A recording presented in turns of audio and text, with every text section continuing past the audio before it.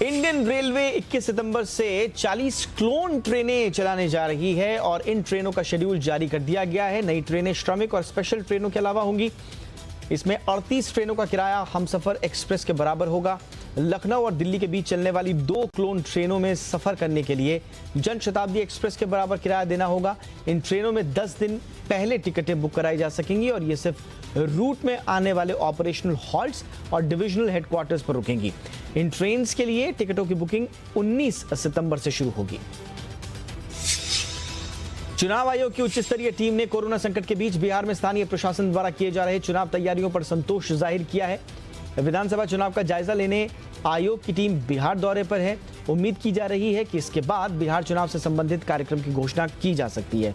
चुनाव आयोग के अधिकारियों ने कहा कि वो चुनाव तैयारियों की समीक्षा कर रहे हैं। इस टीम ने 19 जिलों के निर्वाचन पदाधिकारियों और जिला पुलिस अधीक्षकों के साथ बैठकें की।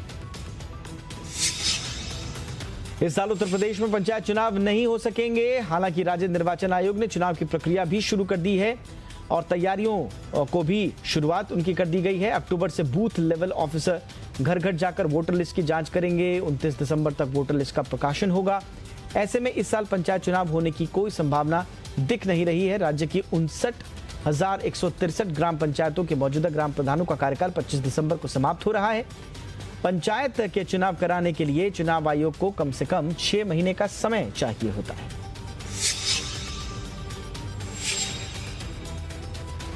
बिहार में आकाशीय बिजली गिरने की घटनाओं में 28 लोगों की मौत हो गई है। राज्य के गोपालगंज, भोजपुर, रोहतास और सासाराम में हादसे हुए हैं। राज्य के मुख्यमंत्री नीतीश कुमार ने हादसों पर दुख जाहिर करते हुए मुआवजे का ऐलान भी किया। मौसम विभाग के मुताबिक अगले 3-4 दिन देश के अधिकतर भागों में बारिश की संभावना है। विभाग के मुताबिक राष्ट्रीय राजधानी में बारिश की कमी के चलते अगले 2 दिन तक पारा चढ़ने का अनुमान है। क्रिकेटर सुरेश रैना के रिश्तेदारों की हत्या केस में पंजाब पुलिस ने 3 आरोपियों को गिरफ्तार किया है। पंजाब के मुख्यमंत्री कैप्टन अमरिंदर सिंह ने यह जानकारी दी है। हमले में सुरेश रैना के अंकल और उनके बेटे की मौत हो गई थी, जबकि 3 लोग जख्मी हो गए थे। घटना पंजाब के पठानकोट जिले की है। 19 अगस्त की रात लूट के इरादे से आए डकैतों ने रैना के अंकल के परिवार पर जानलेवा हमला किया। पंजाब पुलिस के मुताबिक तीनों आरोपी राजस्थान के झुंझुनू जिले के रहने वाले हैं। ड्रग्स मामले में श्रुति मोदी से आज पूछताछ नहीं हो सकी। आज एनसीबी ने श्रुति मोदी को वापस लौटा दिया। एनसीबी की ओर से गठित एसआईटी टीम के एक सदस्य को कोरोना पॉजिटिव होने के बाद यह फैसला लिया गया। श्रुति मोदी का नाम रिया से पूछताछ के दौरान ही सामने आया था। इसके अलावा ईडी की तफ्तीश में भी श्रुति का नाम सामने आया था। श्रुति मोदी रिया की पूर्व मैनेजर हैं।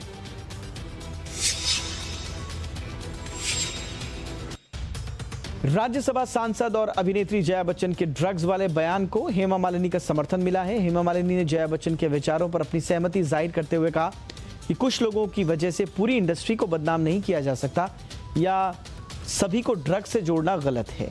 इससे पहले सोनम कपूर, अनुभव सिन्हा, फरहान अख्तर, तापसी पन्नू जैसे सेलेब्स ने भी जया का सपोर्ट किया है। बॉलीवुड का एक तबका उनके बयान का दिल खोलकर स्वागत कर रहा है, लेकिन एक्ट्रेस कंगना रनौत ने इस मुद्दे पर जया बच्चन को घेरा है। अकाली दल के विधायक मनजिंदर सिंह सिरसा ने करण जौहर, दीपिका पादुकोण, मलाइका अरोड़ा, अर्जुन कपूर, शाहिद कपूर, विक्की कौशल, वरुण धवन और अन्य सितारों के खिलाफ उनके पुराने पार्टी वीडियोस पर शिकायत दर्ज कराई है। उन्होंने आरोप लगाया कि पार्टी में शामिल होने वाले लोगों ने ड्रग्स का इस्तेमाल किया। मनजिंदर सिंह सिरसा ने दिल्ली में एनसीबी प्रमुख राकेश अस्थाना से भी मुलाकात की। उन्होंने करण जौहर और अन्य के खिलाफ जांच और कार्रवाई की मांग की है। सिरसा ने ट्वीट कर यह जानकारी दी। उन्होंने ट्वीट के साथ शिकायत की कॉपी भी शेयर की। एनसीबी यानी नारकोटिक्स कंट्रोल ब्यूरो जल्द सुशांत की एक बहन और सुशांत के जीजा को सम्मन कर पूछताछ के लिए बुला सकता है। सूत्रों के मुताबिक रिया के अलावा जिन जिन लोगों से एनसीबी ने अब तक पूछताछ की है, उन लोगों ने सुशांत की एक बहन और जीजा को लेकर बहुत ही गोपनीय और महत्वपूर्ण जानकारियां दी हैं।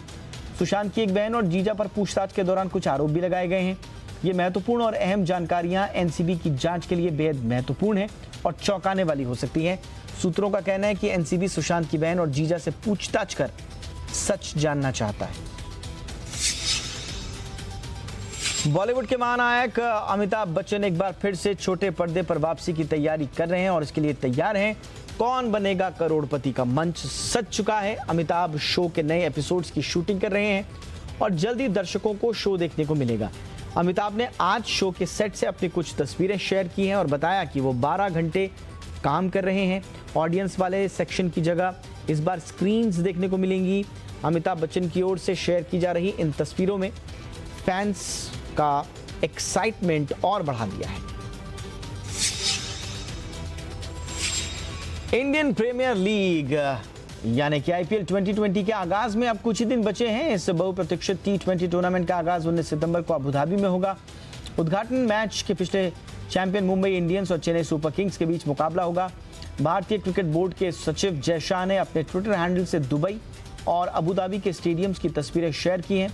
आईपीएल के कुल 56 लीग मुकाबलों में दुबई के इंटरनेशनल क्रिकेट स्टेडियम में 24 मैच खेले जाएंगे, जबकि अबू धाबी के शेख जायद स्टेडियम में 20 मुकाबले होंगे।